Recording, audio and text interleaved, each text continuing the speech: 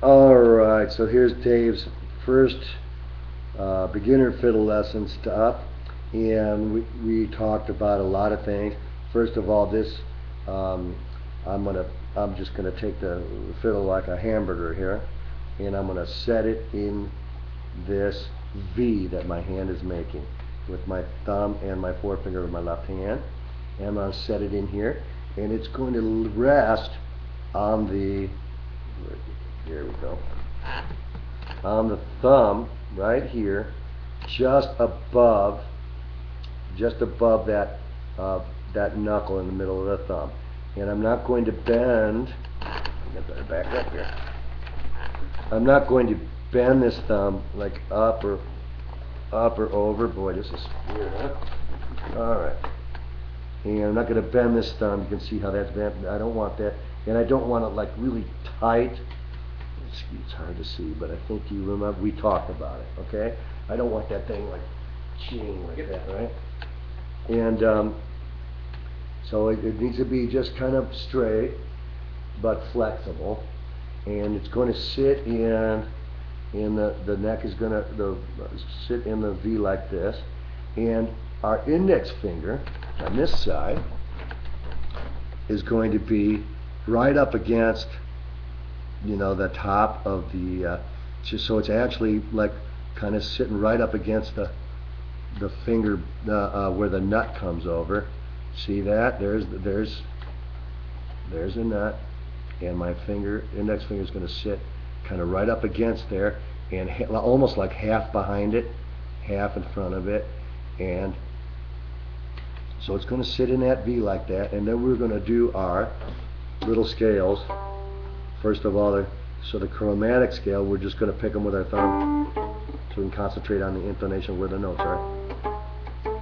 And it's 2 half steps or frets if you try your mandolin. Wouldn't hurt you to do this stuff on mandolin too, so it just gives you a better understanding and gives you a visual of what your fiddle neck looks like. You look at this big old black fingerboard, it looks like the void, you know. And so here we're gonna, but you already play upright bass, so that'll help. So here we go, 2 half steps per finger. So first finger, open G, G sharp, open G, G sharp is a low first finger, and then you have a low first finger, you have low fingers and high fingers. The first one is, the low first finger is G sharp, and then the high first finger is A, and then you have the second finger, the low one is B flat, and the high one is B, and then the low third finger is C natural, and then the high one is C sharp, and that would be the equivalent of the 6th fret on a mandolin, and then it's going to start repeating again.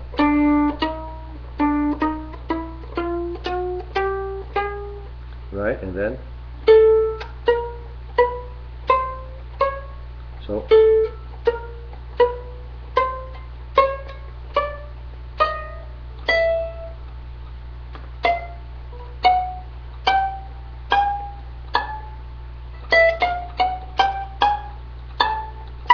all right, and you don't have to worry about that 4th finger. So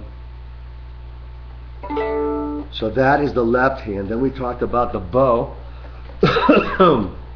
But don't forget to get your shoulder rest, your rosin, and that Essential Elements Violin Book 1. Okay? And so here is the bow. We've talked about thumb at the bottom of the tip of that frog, on the black part of it. And then our second middle finger of right hand is going to go on the little curly, or the indentation on the frog there. And so we kind of hold it. It actually doesn't have to go right back into the tip of that, but it's going to kind of almost touch our thumb. So those are the two that kind of are opposite each other. A lot of people get those kind of mixed up. So they are opposite each other, the middle finger and the thumb. And then our index finger on that, our third finger, which I don't think we really talked about, did we? It's going to be almost kind of on top of the bow, on the top back half of it, and our little finger is going to be like this. And the main thing is, okay, so you could see that third finger almost kind of comes down toward the middle of the frog, the dot of the frog if you have one. And the main thing is, okay, here's how a lot of people try to hold their bow. What I want to try to get you to do, which is going to get you really more secure bow hold, is to take those fingers in that hand, just kind of shift them all to where this index finger is laying on top of the bow, because that will press the bow. That'll put weight when you put stuff here on the tip. I press the index finger down, and it'll put weight on that bow. Okay, you can kind of feel this index finger right there. Boy, it's weird in the mirror. It's going to be pressing kind of down, and then when you come up here to the and the string is string is here, you're going to use your little finger. That will enable you to kind of go have this kind of control over it. Okay, you want to be able to the little finger kind of controls that back end of the bow, and then the index finger will when you get to playing strings here on the tip of the bow, the index finger laying into the top of the bow kind of puts pressure on that and keeps that from squeaking, because there's no hand weight up here. There's hand weight here, hand weight here, and then the hand weight kind of starts to disappear, and you can hold it down with your index. All right, so that is that. That's I don't want to make this too long. What else did we talk about? Check and make sure. Play in a mirror and make sure that you don't. I don't understand how I get out of position. Moving around. All right, I just need different shots. That's why. Okay, so you see my hand there, right? And I'm holding the position that I told you to with the left hand. Now I want you to look in the mirror and check yourself for this. Coming up here. This hand will start to kind of try to creep up when you get tired. Just take a break.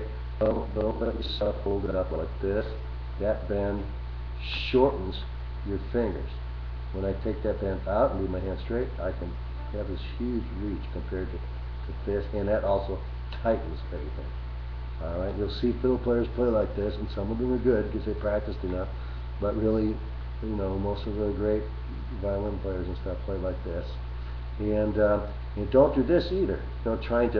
Sometimes people go, I'd say, don't do this, and so they'll go like this to do the opposite.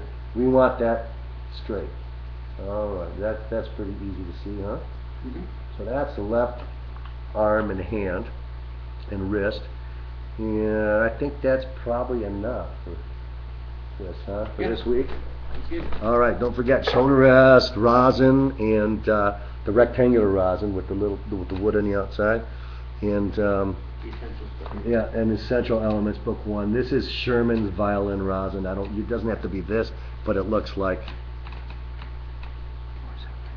that. And then open it up, or try to, and it looks like that. Okay, and then you take your bow and you just pull it through there,